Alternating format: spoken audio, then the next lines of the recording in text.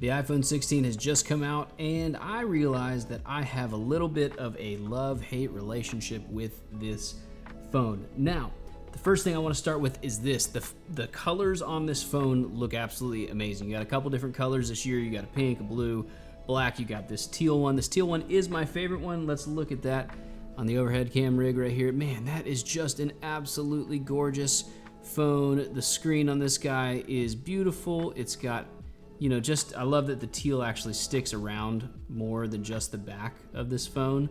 It sticks on the side, looks great, man. But there's a lot to love about this phone. There's a lot for me to dislike about this phone, and I want to get into a couple of those. So let's talk about what I love. The first one, like I talked about, is the color. The second one is the overhead camera. You see on these overhead cameras right here, or sorry, not overhead camera, that's that. The cameras on this iPhone, they are fantastic. You did lose the third camera of the Pros. I don't really care about that. I don't need a telephoto lens. I love I like 99% of the time use just the wide angle lens on the iPhone. To me, that's the best one that there is. And so losing that other camera on this, I don't really worry about all that much. I also do somewhat appreciate the brand new, the camera button that's on this new iPhone. However, I said it in one of my other videos, I'm left-handed, and left-handers hold our phones like this, not like that. So it doesn't really work out all that well for me. Not a huge deal. I'm so used to using the actual camera button on the iPhone that's not really gonna kind of push me around. Old dogs, don't learn new tricks too easily. So those are some of the things I love. The A18 chip in this thing is awesome. It's fast, it's power efficient. The battery life on this is really good. It'll last all day, which is awesome. The charging is extremely fast on the USB-C port, which is wonderful. If you can see it right here, let's try to get it to focus a little bit. Oh, it's not going to. Wow, that's pointless. Okay, so the USB-C on this thing is fast. You can transfer lots of data on it. It charges really fast, which is great. Wireless charging is solid on this. Now, one of the things that I do not like this year is that on a device that is this expensive, they did not give it the 120 hertz refresh rate. As you can see on this back camera right here, when you're switching that around, it's a little bit jittery. Now, I have said this multiple times, you get used to this kind of thing on a phone. You get used to this pretty quickly.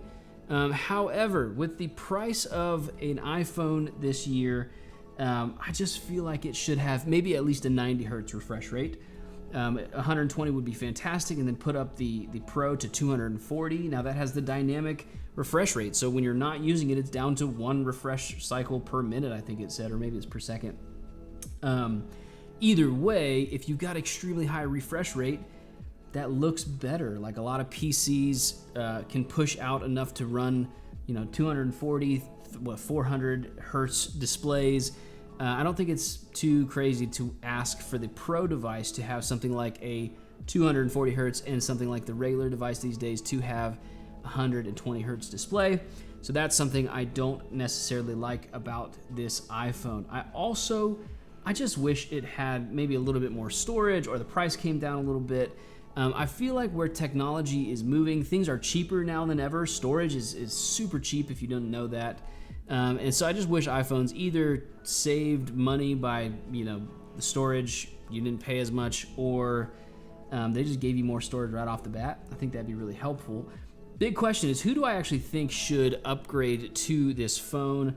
Honestly, if you're on the 13, you're fine. If you're before the 13, so if you're on the 11, the 12, if you're still on the 10 or the 10R, I think it's probably time to upgrade. Those phones are absolutely fantastic phones, but this phone is going to be such a big upgrade with that A18 chip that's inside. It's just going to be solid for you. And so if you're on an older phone, maybe it's time for you to kick up some money and move on. The good thing is, when you purchase an Apple device these days, they do last 5-6 years. And so if you spend money on this, make sure you get enough storage, because you're going to want enough storage for this thing to last you about 6 years.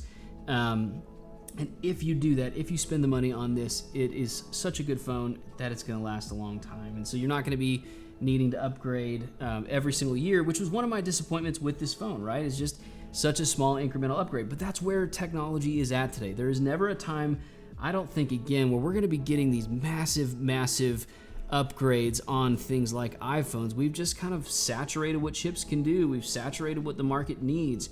Honestly, one of the biggest things would be, hey, can we just get better battery life? I don't need a faster chip. I don't need a more impressive chip.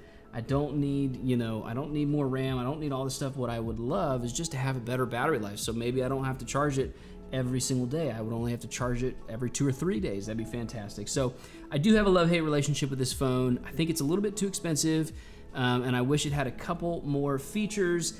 But overall, it's a pretty darn good phone for those who are maybe on the 10, the 11, or the 12. If you're on the 13, man, that's still a really great phone. And if you want to see that video, go ahead and click this video right here. I'll see you guys in the next one.